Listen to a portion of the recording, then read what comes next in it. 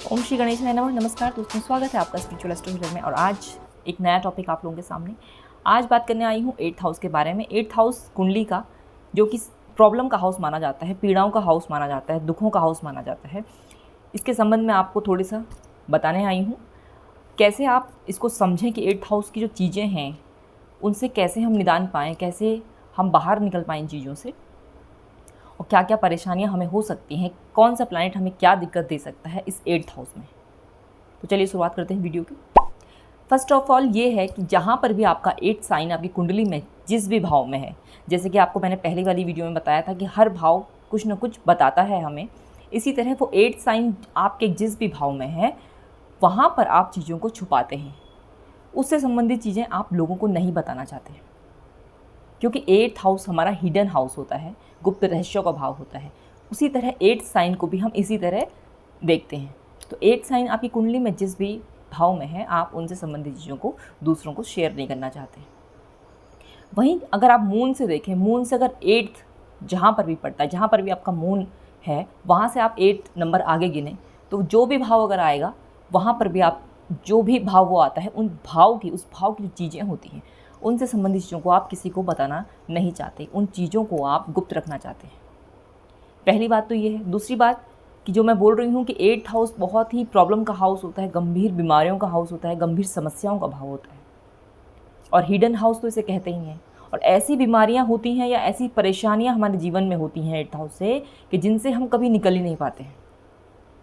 काफ़ी लंबा समय, एक लाइफ का एक आधा भाग हमारा चला जाता है, लेकिन वो समस्याएं खत्म नहीं होती।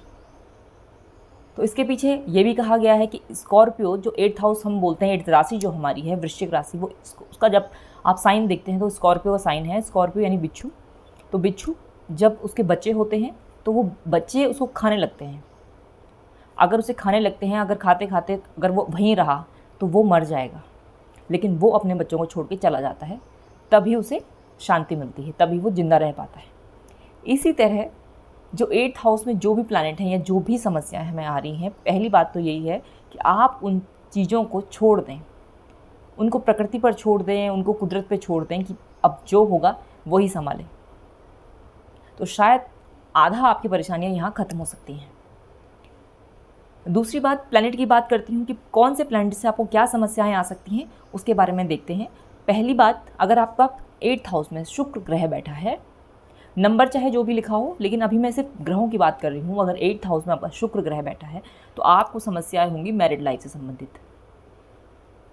लेकिन आप अगर शुक्र से संबंधित चीज़ों से जुड़े हैं, यदि आप डॉक्टर हैं या फिर आप ऑकल्ट में हैं या फिर आप एस्ट्रोलॉजी सीख रहे हैं, तो आपको वो समस्याएं नहीं आएंगी। मैंने पहले भी बताया था कि हर हाउस के, हर चीज़ के दो पहलू होते हैं, एक अच्छा एक बुरा। तो इसी तरह 8th हाउस को बहुत बुरा हाउस माना जाता है, लेकिन जो व्यक्ति उससे संबंधित चीज़ों को अपने अंदर ढाल ले तो उसको वो समस्या नहीं आती, क्योंकि आप ग्रहों के अनुरूप चल रहे हैं उस समय। लेकिन अब जब आप विपरीत चलेंगे तो आपको समस्याएं आएंगी। तो 8th हाउस में शुक्र है तो आपको मैरिड लाइफ में प्रॉब्लम होगी, और ये समस्याएं बहुत लंबी चलेंगी आपको मैरिड लाइफ में सुख नहीं मिल पाता। इसी तरह बात करते हैं, अगर बुध वहाँ पर बैठा हो तो आपको बच्चों से संबंधित समस्याएं हो सकती हैं। आपकी संतान में कुछ प्रॉब्लम होगी, या आपकी संतान आपका कहना नहीं मानती होगी, जो कुछ भी है, लेकिन संतान से आप दुखी रहेंगे। या फिर डॉक्यूमेंट्स और पेपर वर्क से आपको दिक्कत होगी, अगर बुध यानी मरकरी यहाँ पर बैठा है 8th हाउस में। अगर यहाँ पर राहु बैठा है तो आपको तंत्र मंत्र या फिर भूत जादू टोना, जो ये समस्याएं होती हैं, इनसे संबंधित आपको दिक्कतें रहेंगी लाइफ में। आपके ऊपर बहुत लोग ऐसा चीज़ें कर सकते हैं, तंत्र प्रयोग हो सकता है आपके ऊपर, और आपको कुछ चीज़ों का आभास भी होता होगा। तो ये समस्या आपके जीवन में आ सकती हैं। फॉरेन रिलेटेड जो थिंग्स हैं, जो चीज़ें हैं, उनमें आपको दिक्कत हो सकती है। लेकिन अगर आप उनसे जुड़े हुए काम कर रहे हो, फॉरेन से रिलेटेड काम कर रहे हो, तो राहु आपको यहाँ पर दिक्कत नहीं देगा। अब बात करती हूँ मंगल की। मंगल क्या है? मंगल भूमि है, प्रॉपर्टी, और मंगल छोटा भाई है। तो आपको प्रॉपर्टी से रिलेटेड बहुत एक लंबा इशू आपके घर में होगा।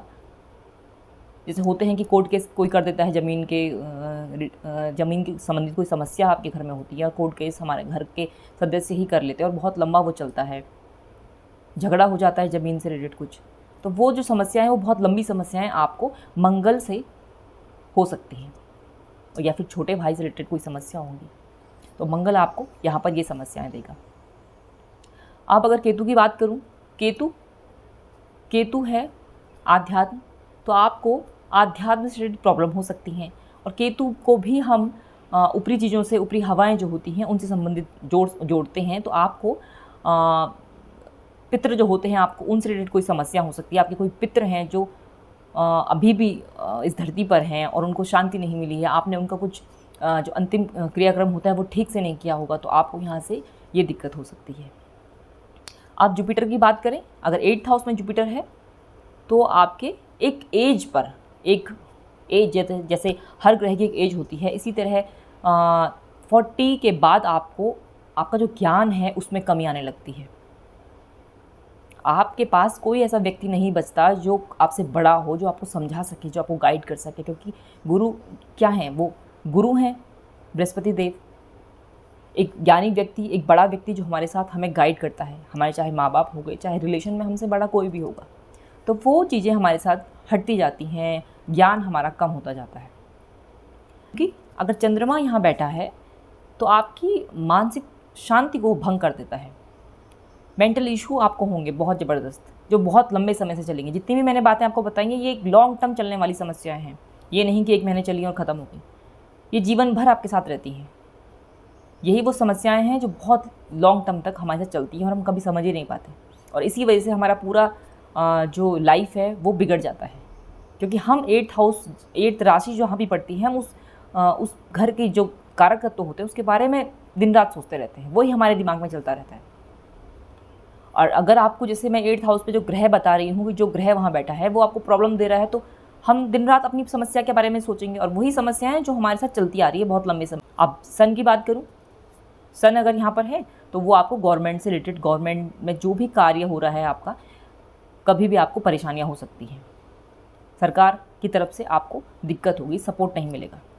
अगर शनि यहाँ बैठे हैं तो आपको बहुत ही हार्ड वर्क लाइफ में आपको देगा, लाइफ में बहुत दुख, दरिद्रता, ये सब कुछ आपको सैटर्न यहाँ पर दे सकता है।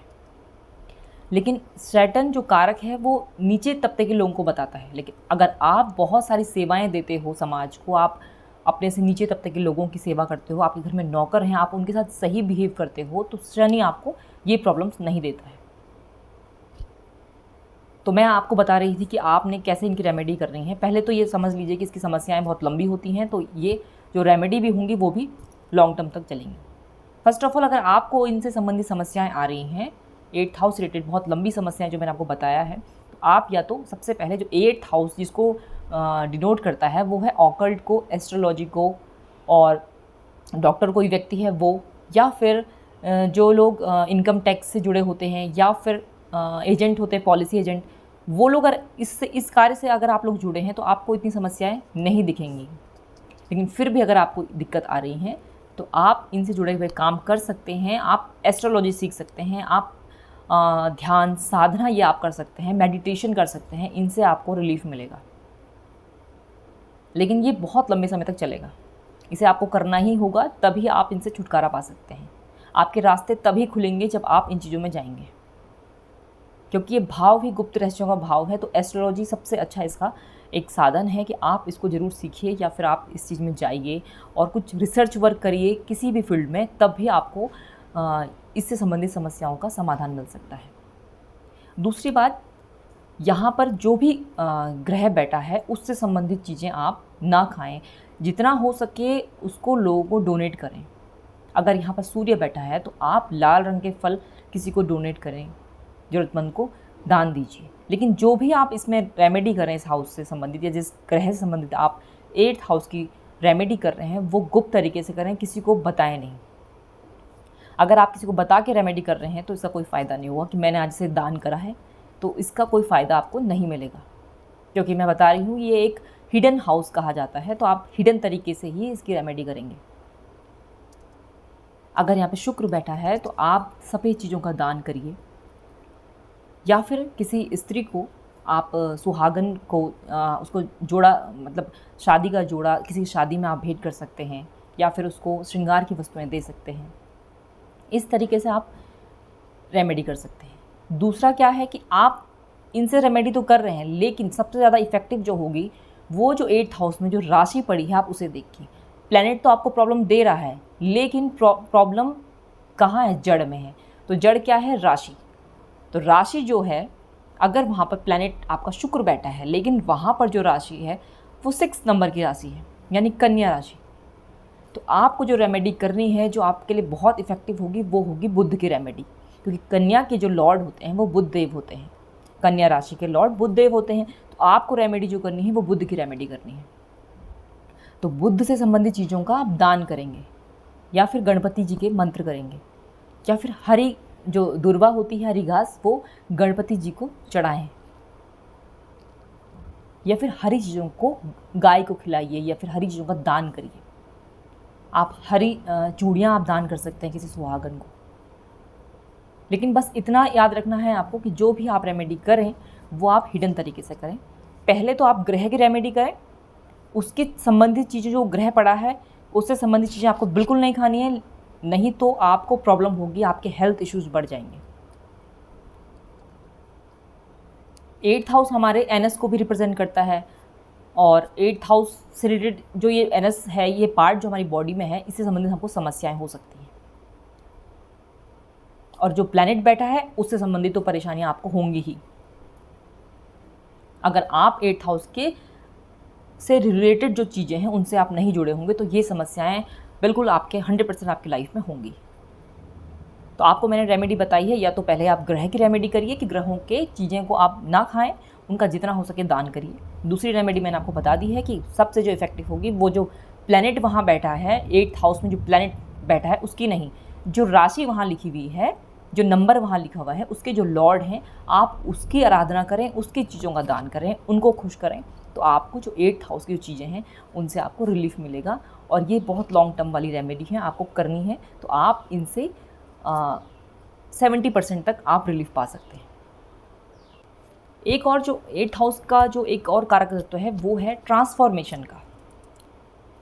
जब भी आपको 8th हाउस के लॉर्ड की या फिर 8th हाउस में जो प्लैनेट बैठा है उसकी जब महादशाएं आती हैं तो आपके जीवन में एक बहुत बड़ा अंतर आता है, एक बहुत बड़ा ट्रांसफॉर्मेशन होता ही है, चाहे किसी भी तरीके से हो। चाहे आप बीमार हो, उसके बाद आपकी लाइफ में कुछ नया होगा, या फिर अचानक से कुछ ऐसी चीज़ें आपके सामने आ जाएंगी जो इतने सालों से पहले कभी नहीं थी। तो ट्रांसफॉर्मेशन होना ज़रूरी है, यहाँ पर होगा ही होगा आपका। जब भी इस घर में बैठे प्लैनेट की या फिर यहाँ की जो लॉर्ड है उनकी जब महादशा रन करेगी आपकी लाइफ में, तो आपके जीवन में एक बहुत बड़ा बदलाव होना निश्चित है। शायद आप में से बहुत लोगों की महादशा चली भी होगी या फिर अभी चल रही होगी, तो आप देख पा रहे होंगे कि आपके जीवन में एक नया बदलाव तो ज़रूर आएगा, चाहे वो गलत तरीके से हो चाहे सही तरीके से हो, लेकिन बदलाव ज़रूर आएगा। तो ये थी आज 8th हाउस के बारे में कुछ जानकारी। आशा है कि आप लोगों को अच्छी लगी होगी। मिलते हैं फिर नेक्स्ट वीडियो में, तब तक के लिए जय श्री राम।